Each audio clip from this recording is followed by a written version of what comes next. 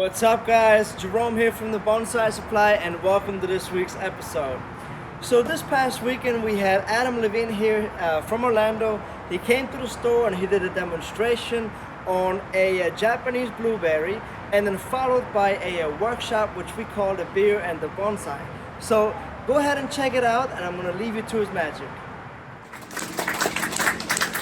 Leave you to my magic. There's a lot of familiar faces. Hello, everyone. So I am not unfamiliar with this tree, but most people probably are. It's an Eliocarpus.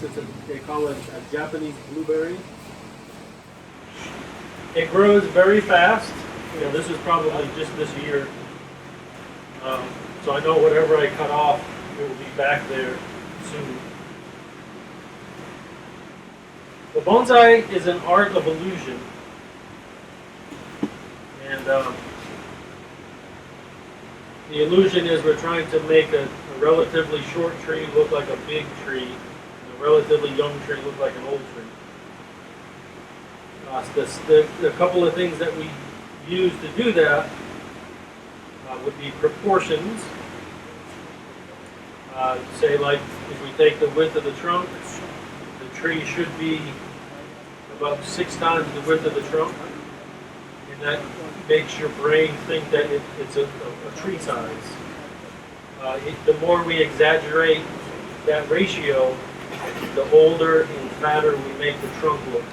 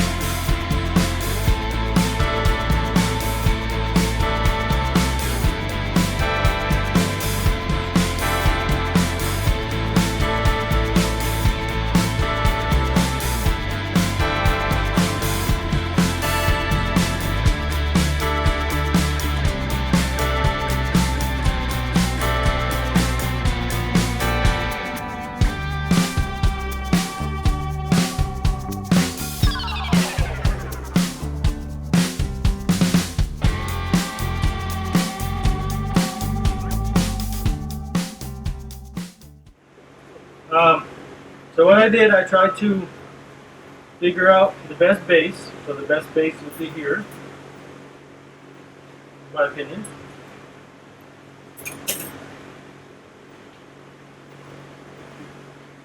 I did hear a good variation on the opinions, or like buttholes, and that guy is like one. You ever heard that one before?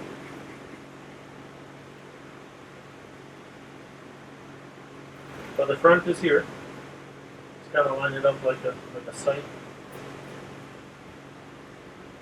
So I chose the widest base that I could with the best movement of the trunk.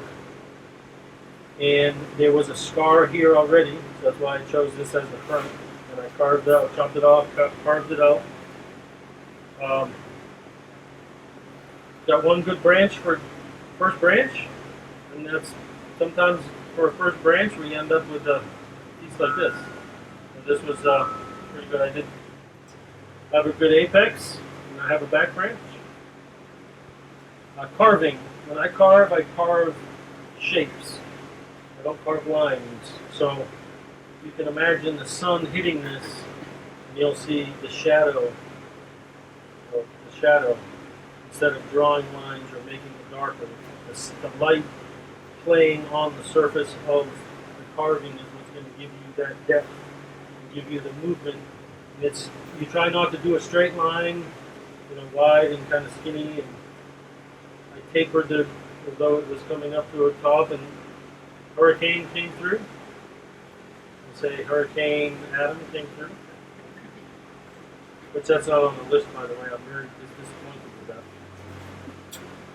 They use the same list over and over again. It's like every 7 years they recycle it.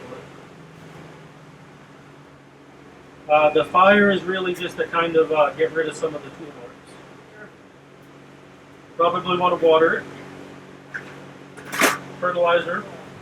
The roots are very forgiving, but I would, in the springtime, I would just cut them in half and then put it in a slightly, the next size up pot, but that cut in half. And the next year, or 2 years from then, you just put it in bonsai soil, bonsai pot. It can. That's it. I hope you guys enjoyed this video. I think the tree came out really great. So just so you guys know, we do this every other month where we bring in a different bonsai artist to the store, and then he or she is going to do an hour-long free demonstration, and then we're going to raffle off the tree that he or she worked on, so you can actually win that tree that they worked on. Followed by the demonstration, we have a 2-hour-long private workshop with the artist, and we do serve beer. We call this our beer and bonsai. And so just make sure to check out our website for more information on our upcoming artists. As well, keep an eye on our social media because we're gonna post it there as well. So please make sure to subscribe, comment below, and I'll catch you guys next time.